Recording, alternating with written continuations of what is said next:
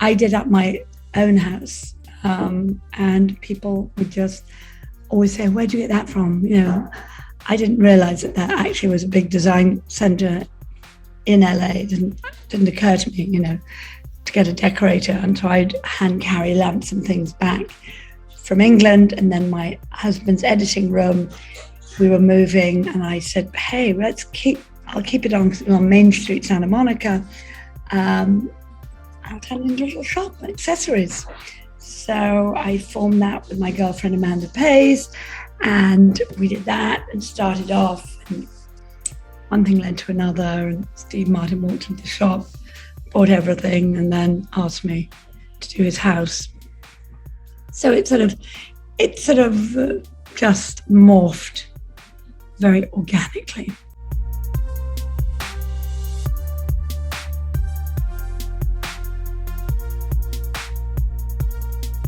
I had this amazing patchwork quilt that I bought in France, and it was sort of my absolute pride and joy. But it was on my bed, and my kids would use my bed as, as a sort of basketball court, and it started shredding. And I looked at it one day and I said, "Oh no, I want to recreate this."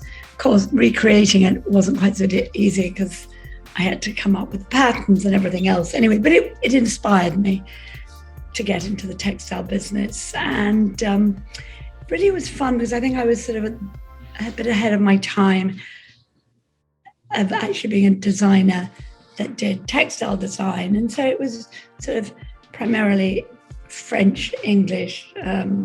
Every collection is inspired by a different country. Working now, I'm very inspired by Peruvian and Chilean textiles. The colors, I've done Mexico, I've done Morocco, Egyptian. I'll be looking at that in the near future. So it's a very nice evening job to have.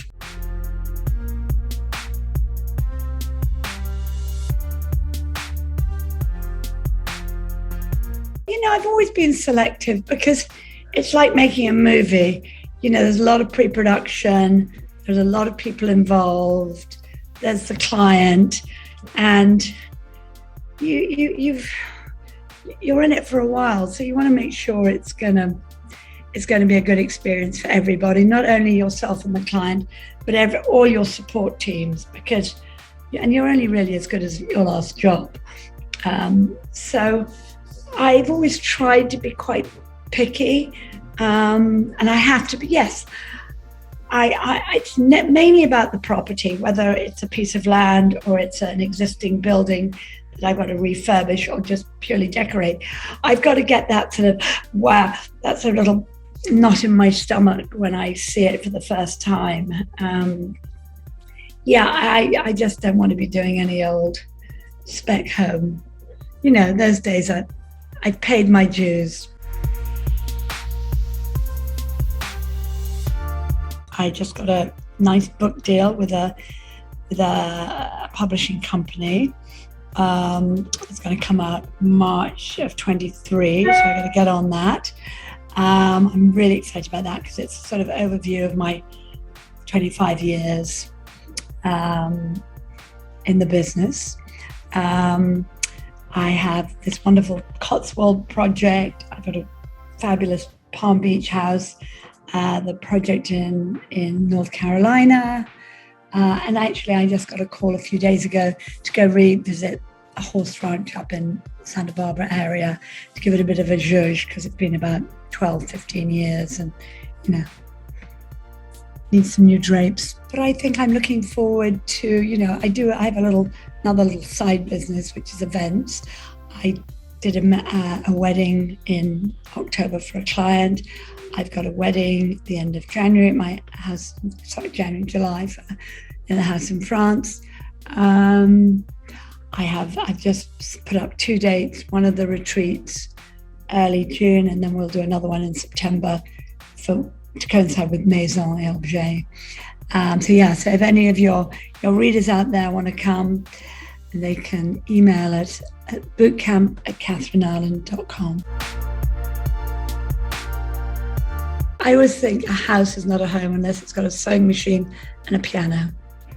Oh, and an Aga, which is an English stove. But yeah, because even if you don't play, people that come over play, and there's nothing nicer than hearing. I don't care whether it's great or very mediocre. I just love people that will get out and play the piano or play any instrument.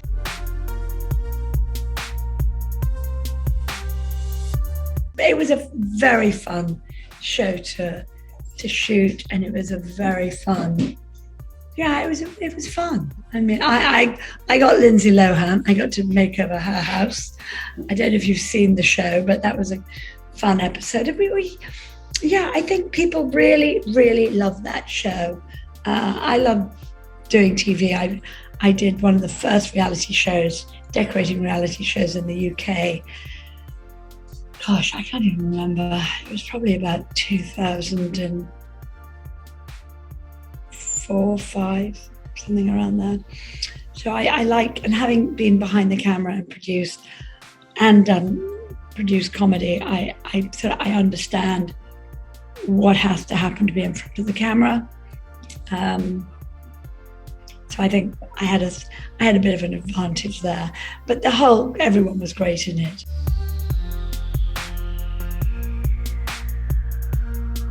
I always say, don't sleep with your client until you've got that last bill. Just kidding, but it's true. Many a designer's made that mistake. No, that's just a little aside, a little funny aside.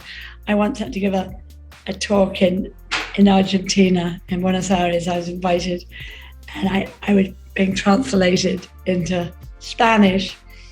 And of course, there were howls of laughter. That's how I ended it, because I thought I like being a little irreverent. Of course, the translator wouldn't even translate it. So the only people that howled with laughter were the people that understood English. Now, back to the question in hand, words of wisdom. You can't be too forceful, because you're doing somebody else's house, and it's a collaboration, so you've got to always listen to what the client wants, but make sure you get that letter of agreement signed, make sure they understand that what they are asking you to do, they're asking you to do their house or their living room. That doesn't mean, throw in my mother's living room as well, or her house. I can't tell you how cheeky people are. I mean, you'd be surprised. And I'd also say avoid working with friends. Again, unless it's signed, sealed, and delivered, because they can be the trickiest. But apart from that, it's such a fun, I think such a powerful medium, if that's the right word to be in, because, you really get to change people's lives doing this, and you can make such a difference. I mean, I know I have over the years. So I think, yes, I would just listen, make sure you've got the business side sorted, and then go have fun. And have fun with your clients, and include them as much as possible.